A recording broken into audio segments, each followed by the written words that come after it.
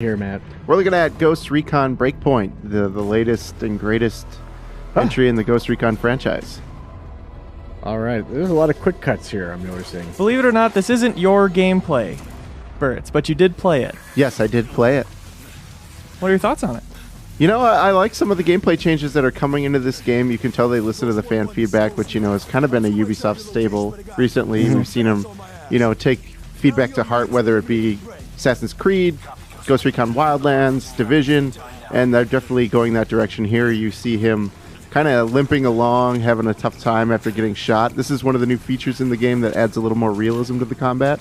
Persistent injuries. Yeah. So it's permanent debuffs until you camp? Yeah, exactly. So depending on where you get shot, if you get shot in the knee, it'll affect your mobility. If you get shot in the arm, your accuracy will be affected. And you are basically in this state until you can get to a bivouac, which is the new camp system in the game. All right, we're on a new island, too, right? We're not Bolivia anymore. No, this is a new island that's Ouch. fake. It's the first fictitious setting in the Ghost Recon universe. The team really wanted to kind of not be restricted by geographical concerns and maybe political concerns. You know, they got a lot of guff for the Bolivian setting. Right. Yeah. You know, essentially turning it into a narco state for the game. So this is the fictitious New Zealand-esque island of Aurora, or Aura. Aura, interesting. Yes. Okay, he really took quite a tumble there, and it looks like he's not feeling great. So he has to go to a bivouac. Yeah, I think this is just a temporary fix right here. This isn't the actual system. The bivouac is like anytime you see a smoldering fire pit anywhere in the open world, that's a place where you can set up camp, and there's a bunch of stuff you can do there. You can heal up persistent injuries. You can switch out your classes. They have like kind of a persistent class system where each has its own progression path, sort of like the specializations in Division 2. Okay. You can eat and rehydrate for buffs. You can tweak your weapons for a little bit of an accuracy buff. Yeah. So there's all sorts of stuff you can do, and there's also crafting in the game this time. Oh, nice. So since you're kind of cut off from any sort of government support here, you're not going to get supply drops or anything like that. You kind of have to like make do with what's out there. So by grabbing stuff in the wilderness, you can craft syringes and bandages and whatnot. Okay. So overall, they're going for more of a realistic survival type approach? And you'll notice right here, Nomad's just rolling solo. This is the first time I think that you had robots at your help, but you have no system support here from any other AI characters. Baby makes one. Yeah, baby makes one.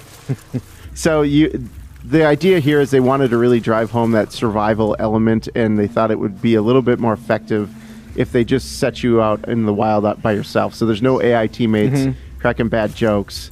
That also means they're not going to be there to revive you or shoot back when it gets hairy. But you still have sync shot via the drone systems, Which is critically important. That's like it's the best thing in the game, basically. So they are preserving that, and you can still play 4-player cooperatively, which is by far the best way to play. This is a feature I really like, the prone camo system here. So you can kind of be like Arnold Schwarzenegger in Predator and just decide, I'm going to get in the muck, I'm going to cover myself up, so I'm really hard to locate, and they can actually just walk right past you without seeing you. Do you know if you can do this anywhere or only in specific patches? I don't know. I think it's anywhere you can go prone, but I'm not sure like what the effect would be if you're in grass or you're on a rocky terrain. We didn't get to experiment with it too much, so I'm curious to find out how that works. I think in retrospect, that red T-shirt was a bad call. Yeah. And there's one of the new close quarter takedowns. There are a bunch of those in this game. Did he shoot a bee's nest? Is that what that was, or just a? That was a guy hiding behind. Okay, that was someone's tree. head. Never mind. Yes. What? So these are your. This isn't a single player playthrough. These are other characters that are going to be acting like actors. So, okay.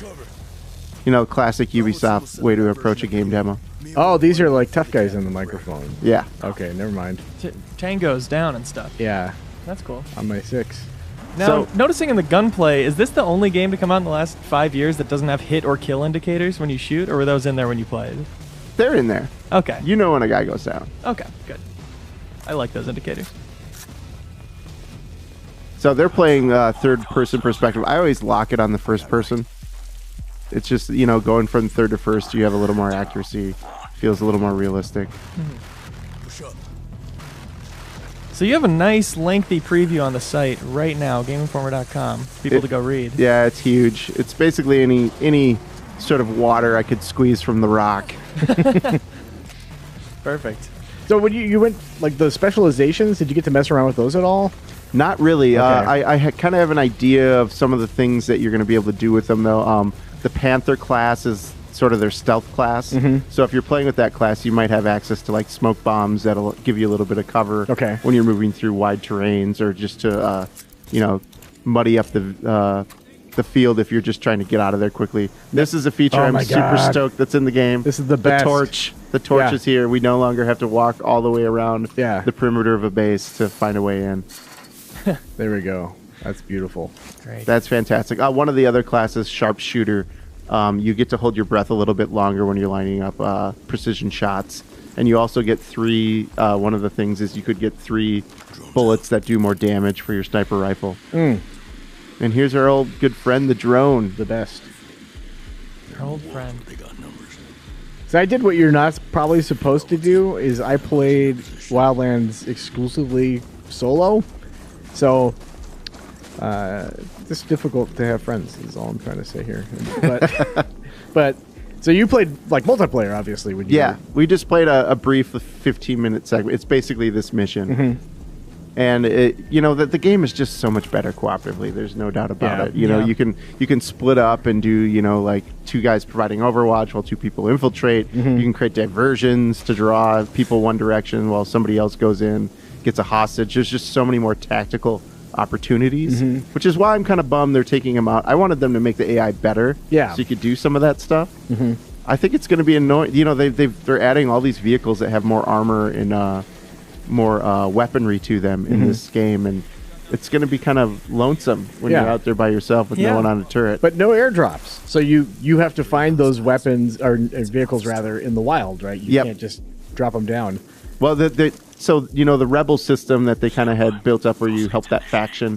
There's still going to be something similar in this game. I'm not sure exactly how it works out, but they said, like, there are going to be multiple factions. There's going to be, like, a resistance group that's going up against these baddies who, by the way, they're trained ghosts.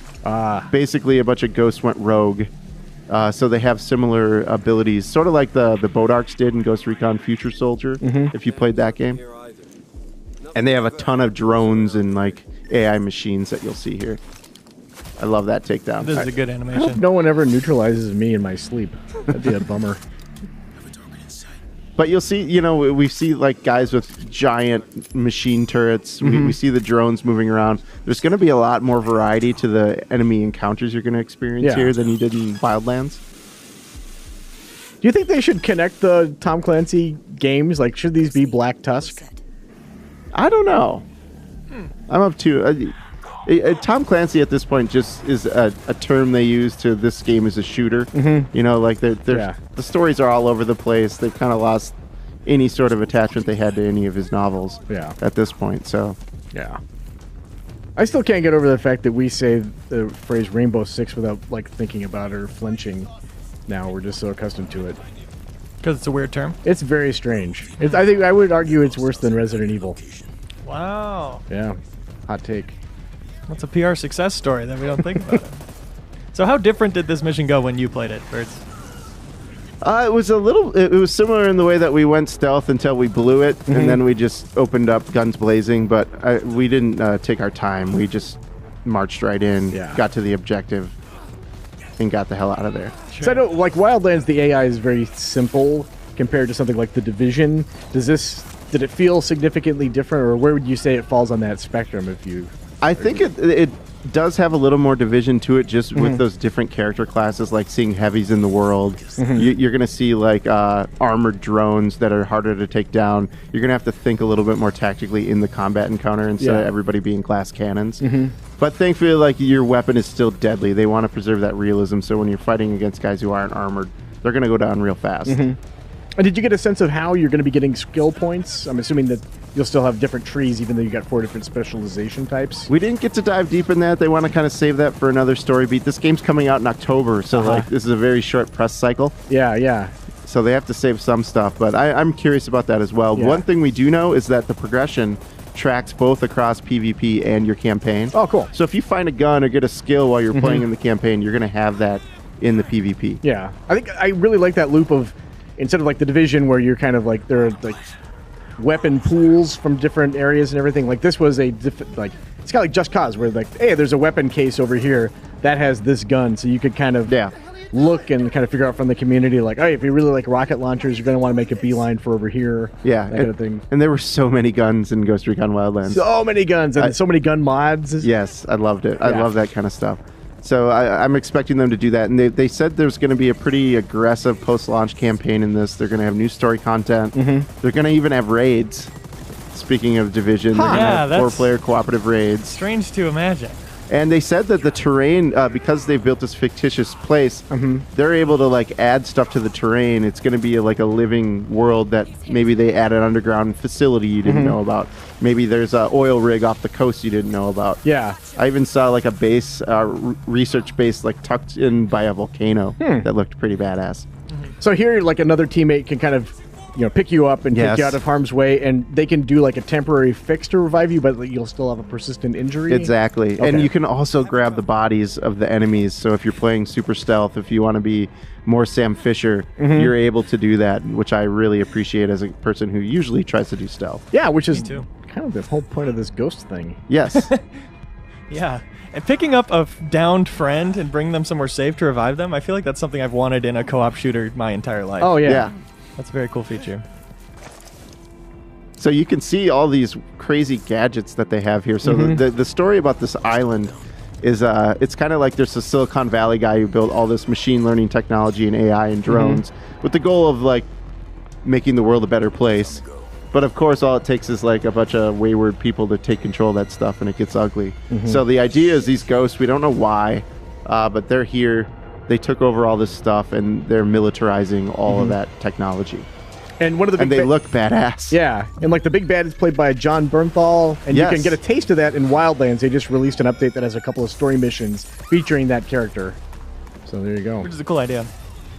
Yeah, I like how closely they're timing together, and this is being developed by the same team as Wildlands too, which is kind of a Ubisoft rarity. Usually franchises bounce between multiple studios. Yeah, this is the same team that took all the fan feedback from Wildlands and improved that game over the course of a couple years. So I'm excited to dig in and see what else they have going in this. Yeah, for sure. I really enjoyed Wildlands, and I wonder if this game will follow the trend of being a game that never ends. Yeah, it seems like that game almost too long. Yeah, those games like your hard drive's just not big enough for all these servicey games now. It's like I'm trading one Ubisoft game to bring another one back. Yep, right. All the time. But I'm excited to play more Breakpoint. I think we'll probably get a lot more at E3. Cool. Well, thanks for walking us through this video. Bert's, appreciate it. And Leo? Of course. Check out the new episode of the Game Informer show going up today for more Ghost Recon Breakpoint. All right. Thanks for watching. Gaming can be hard. Watching people play games shouldn't be. New Gameplay Today is your path to getting fun, informational previews of upcoming games and the releases of the day. It's New Gameplay Today, a marginally new way to spend your time.